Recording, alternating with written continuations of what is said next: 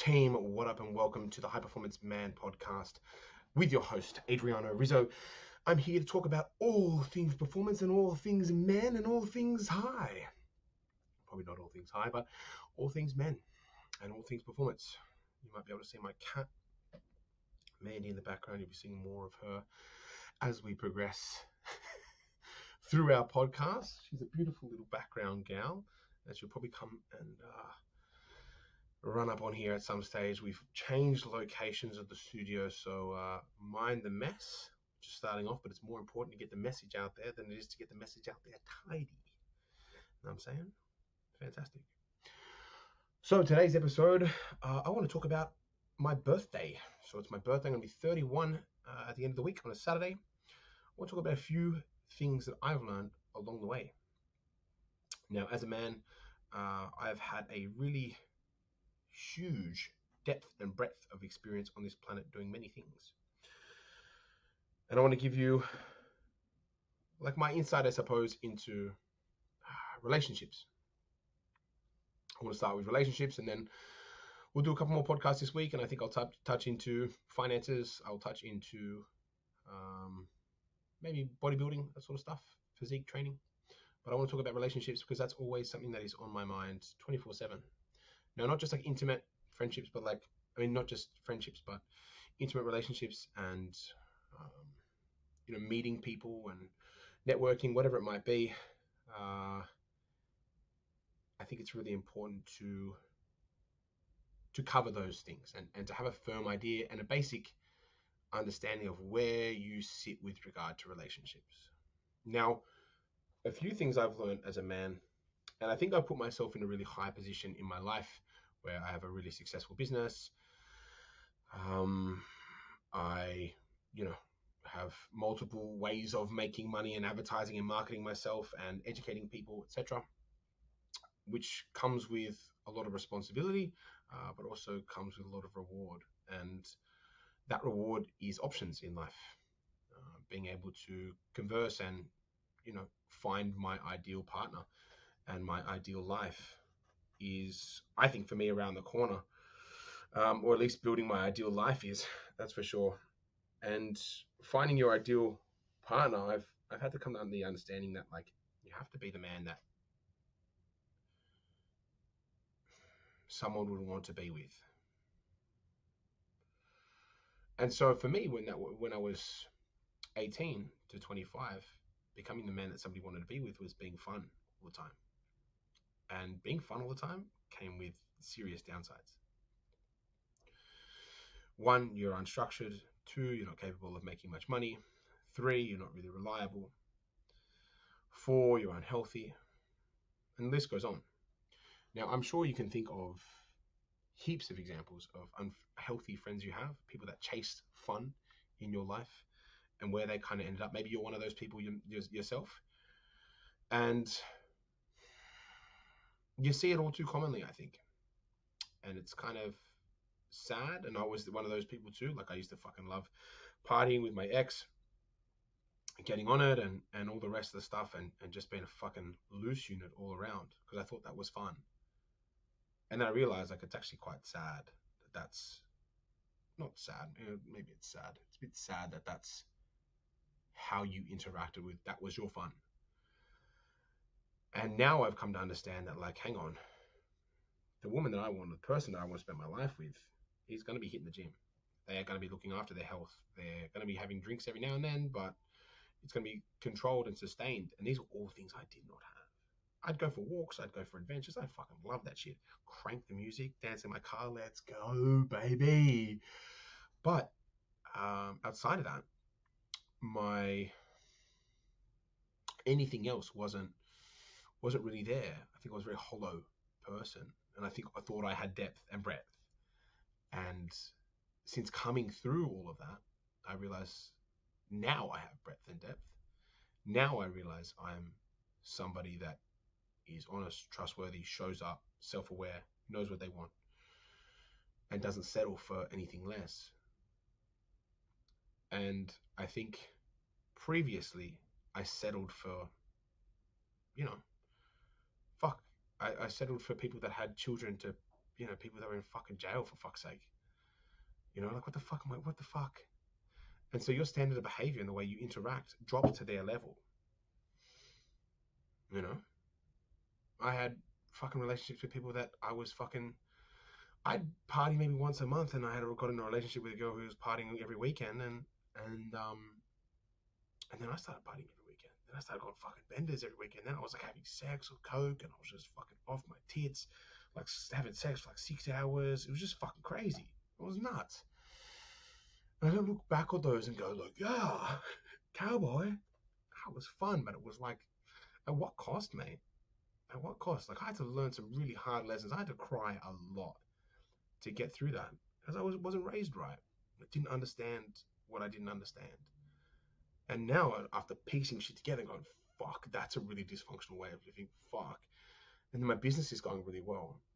And so as a result of your business going well, you hang around with people that are also going really well. And then once you start talking to them about what was normal for them and what's normal with them in their interpersonal relationships, and then you start doing some reflecting, some learning, some therapy, you can really piece together the fact in where your deficiencies are and work on them quite well. And so I think that becoming the person that you would want to date is really important. So not only that, I've got a best friend. The guy is just absolute fucking um, king in my eyes. I love him so very much, and he's not a friend that I've had for a long time. Since childhood. His name's Lorenzo, and even when I first met Lorenzo, I was like, didn't know where he stood because he was very firm-minded like me. And so me being me, I'm always quite critical of people. I think just to keep myself safe, though. I think I'd be critical of people because if I could write them off, it meant that I didn't have to deal with any negative consequences. I was safe. I said, oh, that person believes this, and this, they're not for me. That person believes this, fuck them. They're obviously not right. In my arrogance and in my ego, I'd make those sorts of statements. And then I finally met Lorenzo, someone who was very selfless, very stern-minded. So lots of things we disagree on a regular basis, but it's not a heated disagreement. We're both kind of go, yeah, well, what do you mean? What do you mean by that? What are you saying? And it just kind of fizzles out after that because we both go, look, I love you, man. I don't really care about this. This is ridiculous. We don't argue, but it's really nice to be friendly with a strong-willed person who's also not argumentative. Like we just want to have good days together. We just want to rack up money and coach people and educate people, and that is all me and Renzi want. Smooth days, cash in the bank.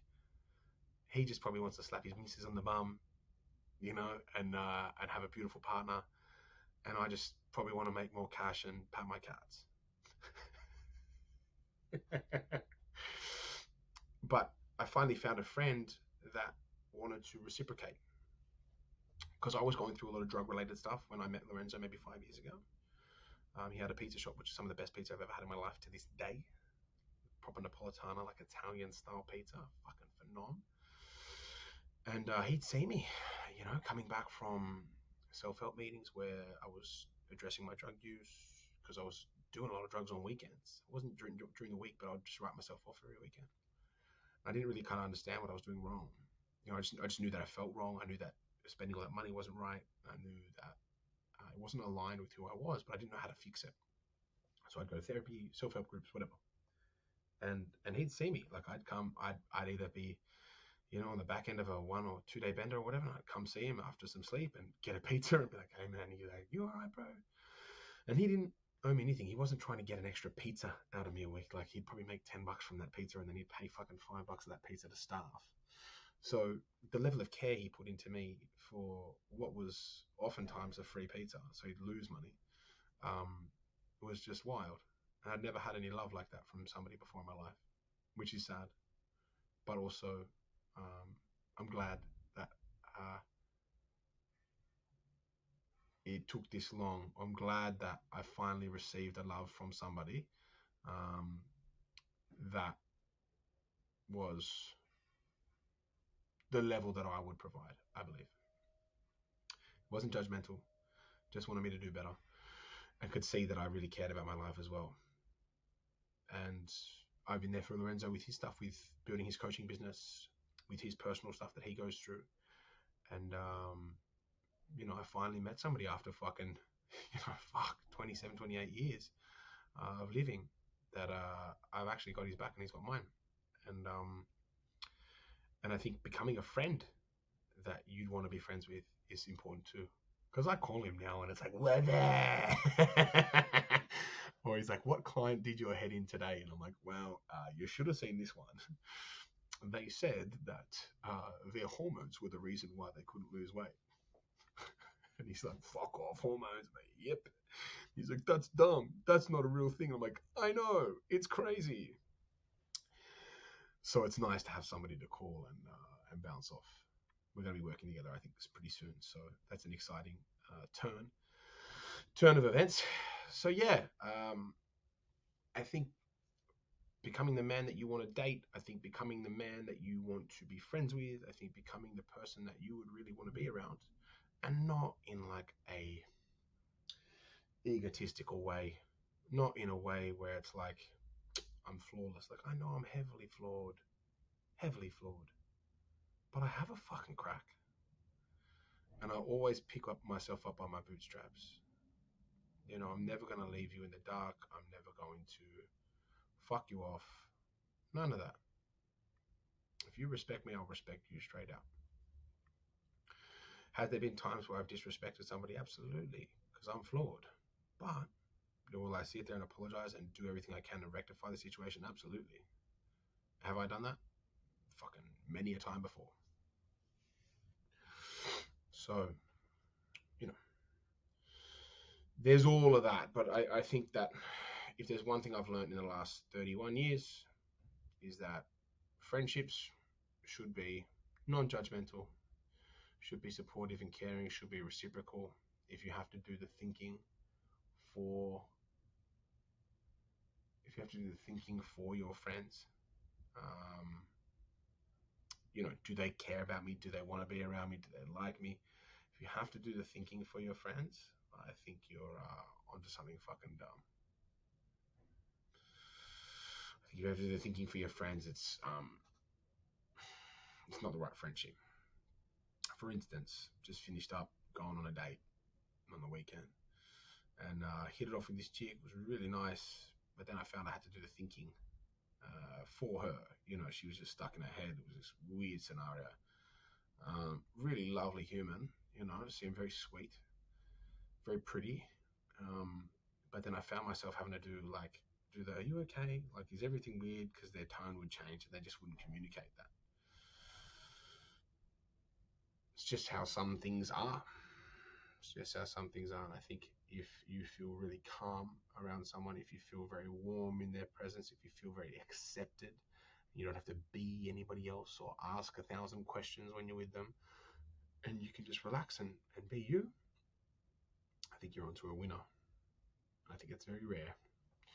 But when you've got it, I think do whatever you can to not lose it. I've been in some relationships that I really wished worked out. I really do.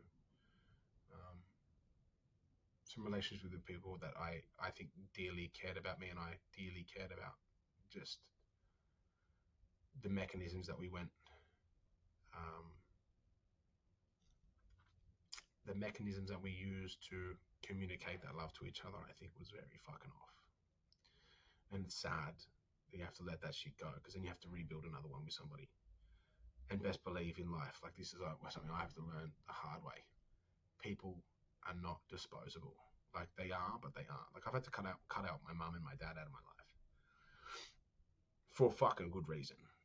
Believe me when I say that. And some people can't understand why I do that. And you don't have another mum and dad, but I think with relationships, I think you should, if somebody really cares about your spirit and they love you very dearly, friend or relationship or whatever, I think you should do anything you can to get that back, because it's very rare. You'll probably find 10 people, I want to say. 10 people in your life, probably 10 to 15 in your entire life, that will love you and stick around you through thick and thin, and care about you for being you. So I think you owe it to yourself and you owe it to them to be the best person you can be. And they owe it to you to give you grace and to allow you to fix what it is that you're going through and help yourself. They should not fix you, but they do owe you a level of grace for you to fix yourself. I think that's what somebody who loves you would do. But anyway, that's all I have to say on sex, love, and rock and roll and relationships. It's good to be back podcasting. It's good to be talking to you. It's good to be talking to you guys. It's good to be dating again. That's fun. Enjoying that for me. And yeah, I'm in a good spot. Moving into the new place has been nice, and I'll see you guys for all things. What are we talking about tomorrow or the next day? Maybe relationships, business, and finances. Let's do that. See you guys tomorrow for business and finances on the High Performance Man. Arigato!